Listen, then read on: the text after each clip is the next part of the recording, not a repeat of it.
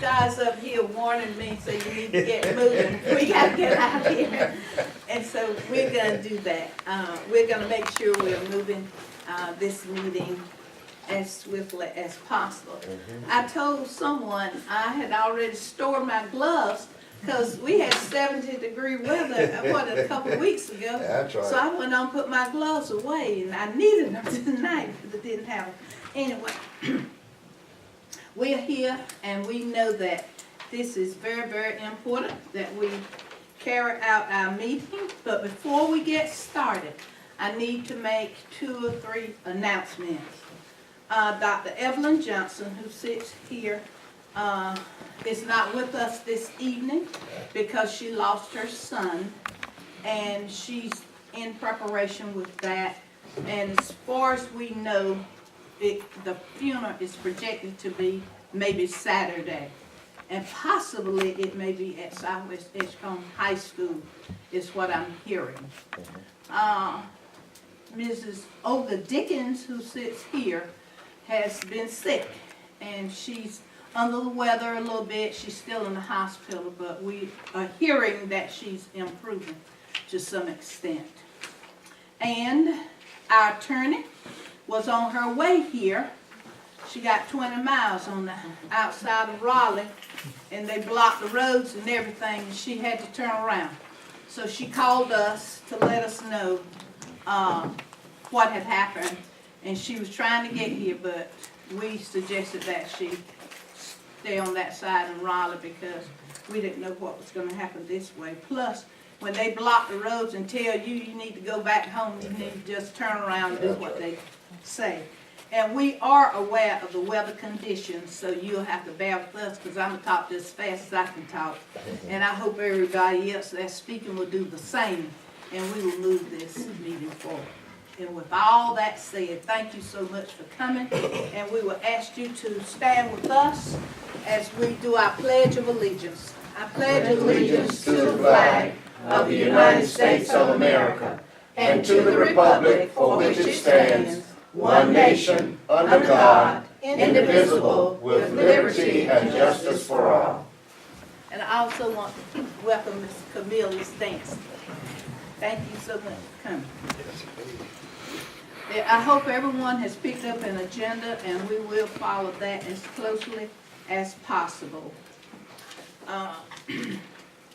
Under our recognitions, Yes, so Dr. Bridges. at this time, we want to amend our agenda and table recognitions 2.1, 2.2, 2.3. We also want to table 6.5, which was patella trauma work, and 9.3, which was under closed sessions. And then add to 12.1 signage for Tarboro High School.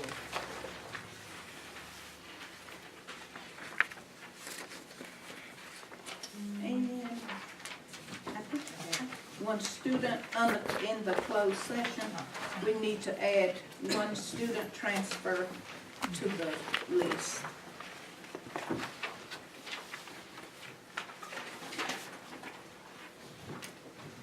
Under student management, which would be 9.28. All right. Now, I'll listen to any other suggestions or comments in reference to the agenda. I don't know if it's dealing with the agenda, but I just, think you need to remember that young deputy that, passed away yesterday. David Manning, he was a former student of mine at Culver Elementary in South Edgecombe and Southwest. That's right. Yes. Okay. We'll do that. Thank you for calling that to our attention. Hearing none other, could we hear a motion to approve the agenda as amended? Madam Chair, I move that we approve the agenda as amended. Second.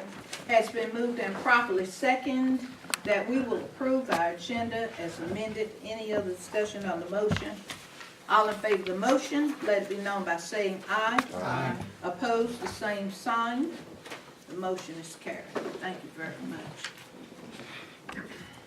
At this moment, we need to take Mr. Ellis's comment that he made about Mr. Manning. Many of us in this room may know him or may not know him, but we know the work that the sheriff department provides for our county.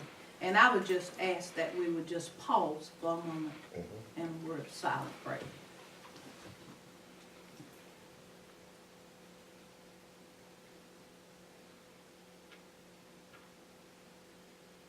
Amen. Thank you, Madam Thank Chair. you. Thank you.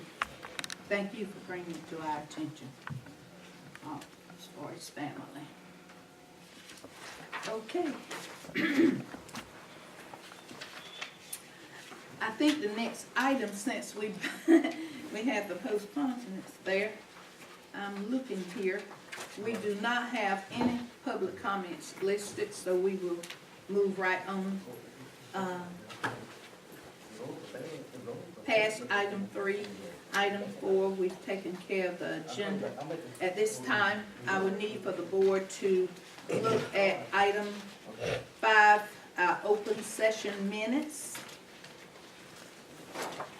Does anyone have any comments, any corrections to our February 12th, 2018 meeting, open session meeting? Hearing none, I need to hear a motion for approval. Madam Chair, I offer a motion to approve the open session minutes for February 12, 2018. Second.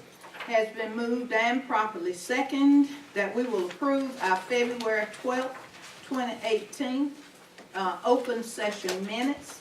Any other discussion on the motion? All in favor of the motion, let it be known by saying aye. Aye. Opposed, the same sign. Motion is carried. Thank you kindly. Item 6. Item 6.1 are some field trips. Few are overnight and some are extended day. So if there are questions from any board members regarding the field trips? Does anybody have any questions? Okay. And item 6.2, there are fundraiser for the Beta Club for W.A. Patillo. Any questions or concerns? No, ma'am. All right. Keep moving along. Yes. 6.3 is the grant application for Edgecombe Early College.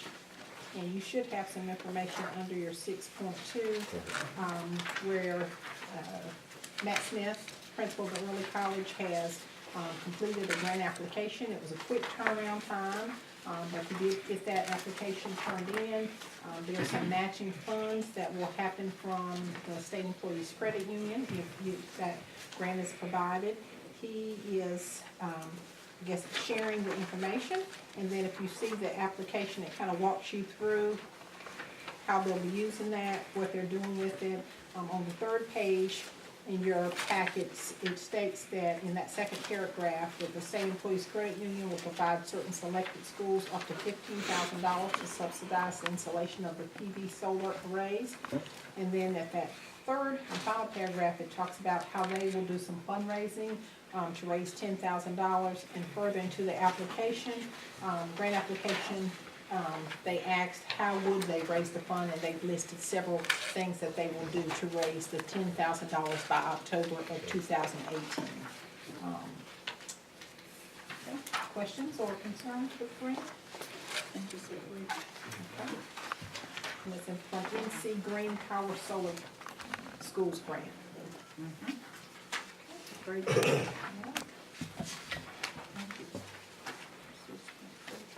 Okay. And over at 6.4, we'll ask Laura Leary to come forward for the proposed budget for 2018-19 to share with the board. Good evening, Madam Chair, members of the board, and Dr. Bridges. It's time to prepare for our budget for next school year, 2018-2019 school year. The primary purpose of this budget tonight is to outline our request to the county commissioners for addition funding, plus looking at our state allotments for the next year. So if we could begin on page 39.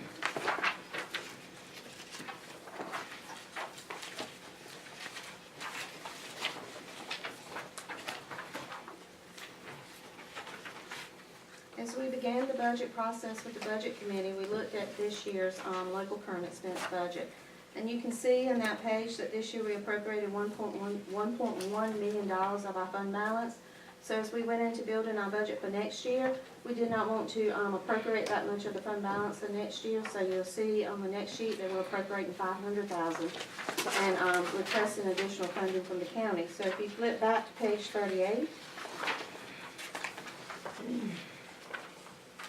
where you see the line, this is our local revenues as projected for next year. You see on our county appropriation, we're requesting an increase to $8.3 million from the $7.4 million we have this year. This year, our county appropriation was held at the same level as we received in the previous year. And as you know, in this year's budget, there were state raises given to our teachers. There was a significant new teacher pay scale as well as a principal and AP pay scale. And along with that, that increases our local supplement since that is a percent of salaries. So rather than continue to try to pull that money out of fund balance, we're asking for that from the county commissioners, as well as planning into next year for the cost of the supplements due to the projected raises for the next school year as well. We also in that figure have looked at looking at sustaining salaries for the raises for local paid employee, such as our maintenance workers. They are all locally paid, and as well as the central office staff. So we projected out the raise for next year, and that's included in that request as well. So the majority of that request is for sustainability of the local budget as it is.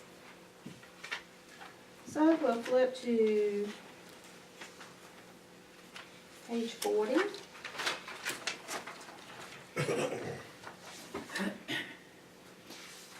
Or rather, let's flip back to page 35 and look at our state budget.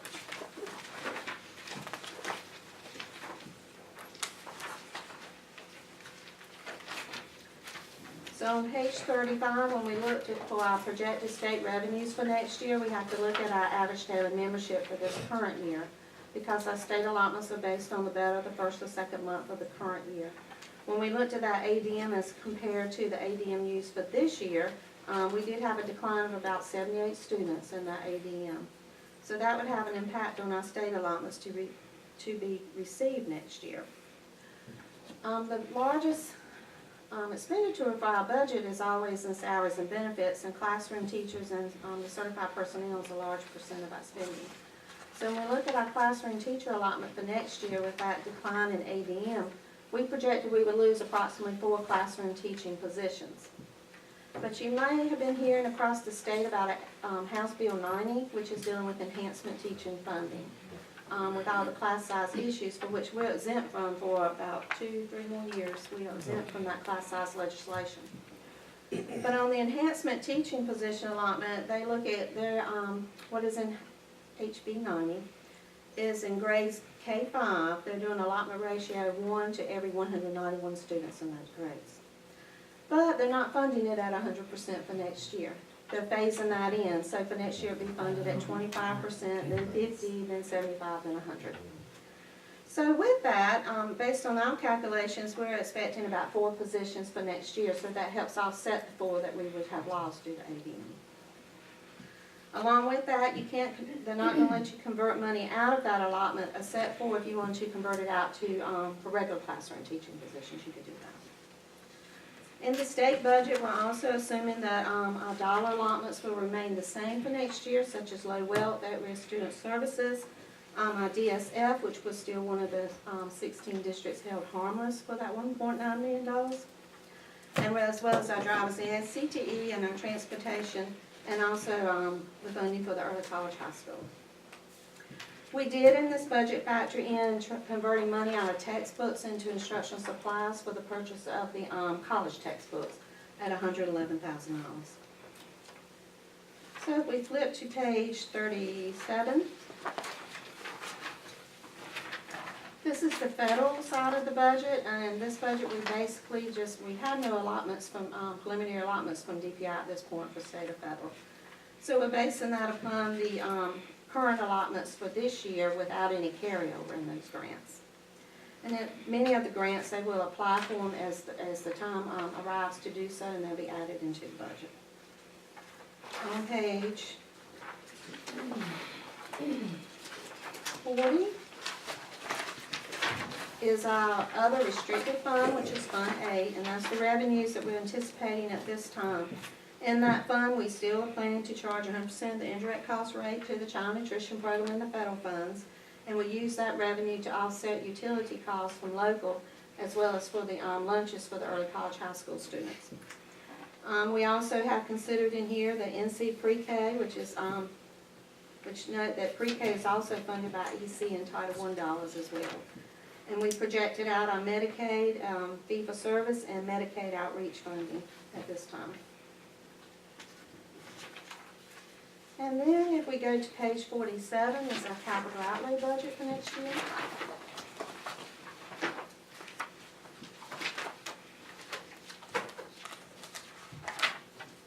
Usually, for capital outlay funding from the county, we receive each year around $530,000, $500,000 to $530,000 a year. But in this budget, we're asking for additional capital outlay money from the county, specifically for our year 2 of the technology refresh program. So we're asking from the county for capital outlay the $1.1 million. That includes the money we normally receive, as well as an increase in that funding for the technology that you see middle way at the bottom part of the page at $540,000. And that's for the year 2 of the refresh to add more Chromebooks and refresh the laptops and the technology we have in our school. On the lottery, we will still have the request from the lottery of $2,050,000. Of that, $1.9 million would be for roofs, $1.5 million would be for Southwest, and $400,000 for Martin Millennium to begin replacing that roof. The other largest project would be $125,000 for renovation at MMA, which is for the auditorium seating within that school. And then on page 49 are our enterprise funds. I won't go in that in a lot of detail because that budget could change between now and in July, August when we adopt the final budget. You have your child nutrition program on page 49, and then you have your fee for service for the daycare program on page 50. And then next on 51 is the Family Resource Center, which would be the balance of that money that we had conserved from the rental from the Principal Resource Center as it once was. And as a page, just for reference, on page 29, it's the budget at a glance, which on that page outlines and talks about our increase that we're requesting from the county commissioners, as well as the parameters in which we built the federal and state budget for next year. So I did that quicker than normal. Any questions?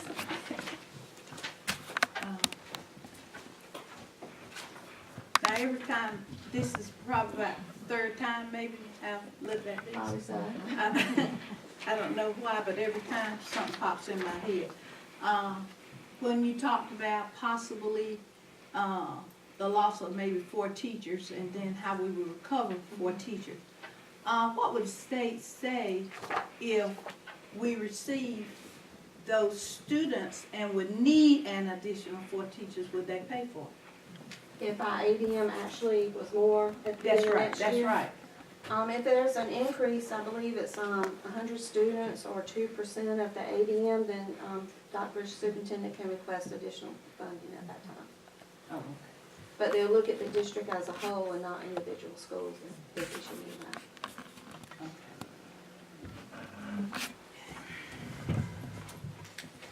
Any other questions? I don't think so. When do we vote? We'll We'll vote wait next. for it next month. This is So the I get to read information. on a few more days. All right. We'll post it on the webpage and then in the April meeting we'll do the item for action. All right. Thank you very much. Thank you. Anybody else have any questions? All right. Thank you very much. Thank you.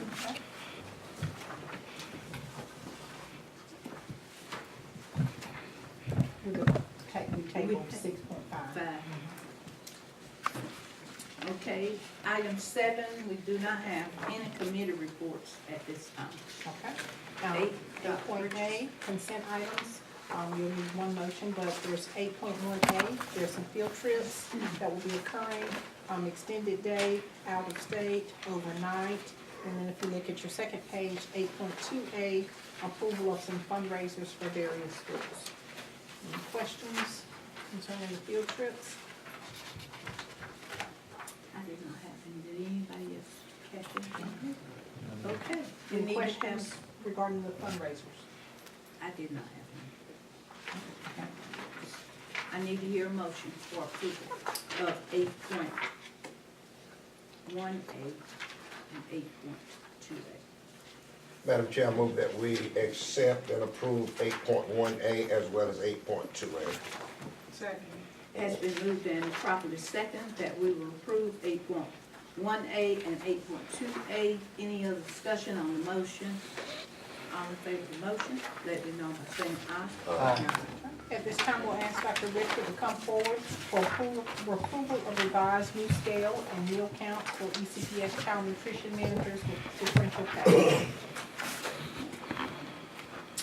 Madam Chair, Madam Vice Chair, members of the board, Superintendent Bridges, before you, you see the item for action. This is information that was presented to the board at the work session retreat that you had. In this is a culmination of many months of analysis of pay scales for our child nutrition workers and input from stakeholders, as well as an analysis of areas of like size surrounding Edgecombe County and nearby areas. The meal count revisions represent work that is more accurately reflective of the workloads that they have at each of the schools, as well as the adjustment in pay, which is affordable throughout the child nutrition budget. Be happy to entertain any questions that you might have.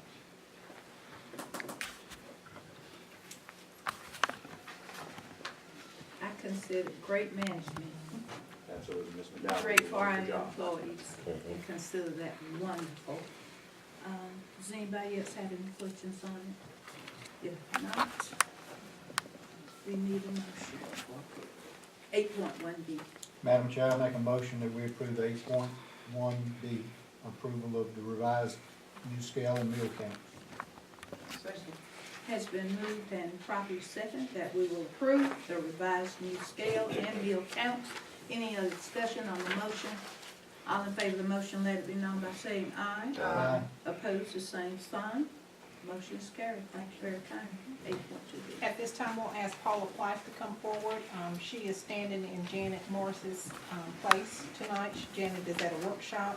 Paula will share approval of high school summer school testing plan, and 8.3B, approval of elementary, middle school, summer school testing plan. Thank you. Good evening, Madam Chair, Madam Vice Chair, members of the board, and Superintendent Bridges. Tonight, I would like to ask you to consider the approval of the high school summer school testing plan. The North Carolina Department of Public Instruction is allowing districts to the opportunity to offer additional EOG and EOC testing during the summer if this occurs before the end of June of 2018. Summer school EOG and EOC test scores would be included in our 2017-18 accountability calculations for proficiency, but would not be included in growth analysis for schools or for educator effectiveness. So based on prior test results, Edgecombe County Public Schools would like the opportunity to offer summer testing to all students that scored a level 1 or a level 2 on the end of course test for Math 1, the end of course test for English 2, and the end of course test for biology. There is a maximum of 2 end of course tests that a student can participate in, and so if they were to score a level 1 or a 2 in all 3 areas, the school would then help the students to make the best choice for them for testing, and they can only participate in 2. A couple of other items that I would like to bring your attention to. In your board packet, I believe you see the 16-17 results for biology, English 2, and Math 1, and that would give you some indicator of the students that would have qualified for additional testing last school year. And then on the bottom of page 2 in that resource, you'll see a box, and it says, per North Carolina Department of Public Instruction's memorandum from February of 2016, there are 3 ways that students can participate in summer school, and those 3 ways are listed there in the box. In Edgecombe County, we have selected numbers 1 and number 3 because of time. And so number 1 is a credit recovery option that we offer to students who have completed and failed a course, but they need to retake a subset of standards, not the entire course. The original record of the course being completed and failed remains on the transcript. A pass or a fail is added to the student's record at the completion of summer school. And then number 3 indicates they would repeat elements of a course or a subject for the purpose of improving functional skills or to access an enrichment opportunity. And that would be offered to students who score a level 1 or a 2 during the academic year on the associated end of course test. Students don't earn credit and the initial course grade is not replaced. So Edgecombe selects numbers 1 and 3 as our options for high school students. Other additional criteria include summer school would be offered from June 18th through the 22nd for all non-EOC courses, and all 5 of those days would be for remediation. There would be remediation with testing for EOC courses. June 18th through the 20th would be the days for remediation. The 20th, 1st, and the 22nd would be our test days. We are planning to provide transportation for students who elect to participate in this opportunity. This would be Math 1, English 2, and Biology. They could test into up to 2 subjects. It would be offered at our 3 traditional high schools, and our early college students can participate if needed, but it would be at the site that's closest to their home. 8 o'clock until 2 o'clock, and we would serve them breakfast and lunch. So at this time, I think it is important to note that we have funds budgeted for summer school for our high school students, and those are the dollars that would be used to support this alternate additional testing for our students.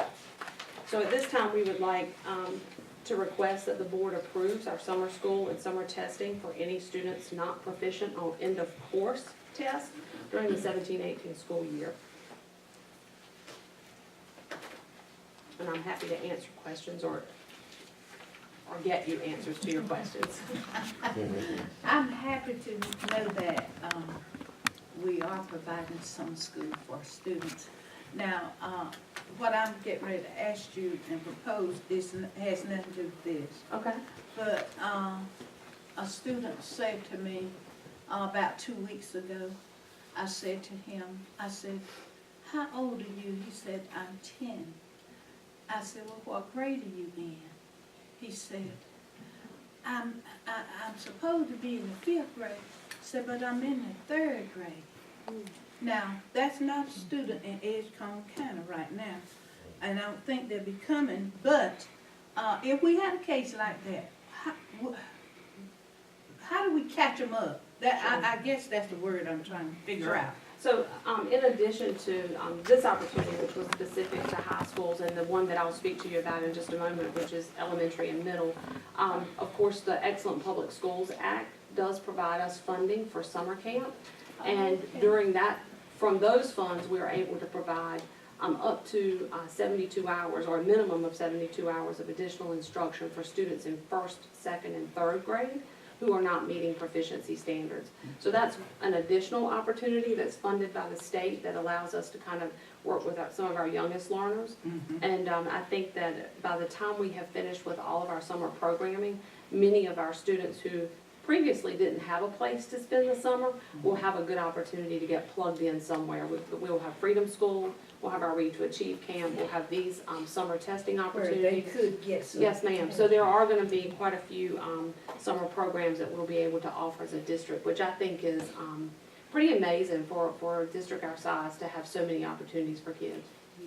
Yes, I agree with that. So, one last question. The numbers that I see projected here are the ones that I say, in the 300 number of students will be participating? That's based on last year's Last results, so year's- that's our only predictor. So We're that's why hopeful we that, use that. yes, ma'am, we're Okay. hopeful that number won't be that large, but we are preparing to serve those who are in need of the opportunity. All right. Anybody else have any questions on this item? Mayor, Yes. and this really isn't on the vote issue, but under number one, when it says that the original record stays on the transcript and you add a pass if they pass afterwards, how does that affect a student who's trying to get into a college? Do they weigh it as a pass at that point, or? And I think Janet would be the best person to answer that, but my question to her when we talked about this was, did this impact like grade point average for class ranking? And the indication was no, that it would not, but it does indicate they've done additional work to earn a pass in the course. Because it said they kept the original score, so I Right. assumed if we were under the impression that they didn't, if they got it, they just skip out. And they're not gonna get like a numerical grade to replace that previous numerical grade, it sounds like that. But I can have Janet to address you more directly if you'd You know, like. I was more curious than anything else. Any other questions? Thank you so much. Could we hear a motion for approval of 8.2B for our summer testing? Madam Chair, I make a motion that we approve the high school summer school testing plan. Second. It has been moved and properly second that we will approve the high school summer school testing plan. Any other discussion? All in favor of the motion, let it be known by saying aye. Aye. Opposed, same sign. Motion is carried. Thank you, Karen. So, ladies and gentlemen, I bring to you a second item for action. Along the same lines, the Department of Public Instruction allows us to offer additional summer programming for our students in grades 3 through 8, and as long as those programs occur before the end of June of 2018. Similarly, the summer school EOG and EOC test scores will be included in the 17-18 accountability calculations for proficiency, but they will not be included in the growth calculations for schools nor for educator effectiveness. So based on our previous results, Edgecombe County Public Schools would like to offer summer testing to any student that scores a level 1 or 2 on end of grade test in grades 3 through 8 as follows. In ELA, EOGs, any student in grades 4 through 8 who scored a level 1 or 2. Math, EOGs, grades 3 through 8, and that includes Math 1. Science, EOGs, grades 5 and 8. Ms. Morris did include, again, the tables showing you students who were not proficient last year, so that's kind of gives you an indicator of the data we used for planning. Other school criteria to consider is that we will provide remediation on the 18th, 19th, and 20th of June, with testing on the 21st and 22nd. We will recruit teachers for summer remediation and summer testing based on effectiveness with students. Test administrators and proctors will be recruited by the school for testing, and our assistant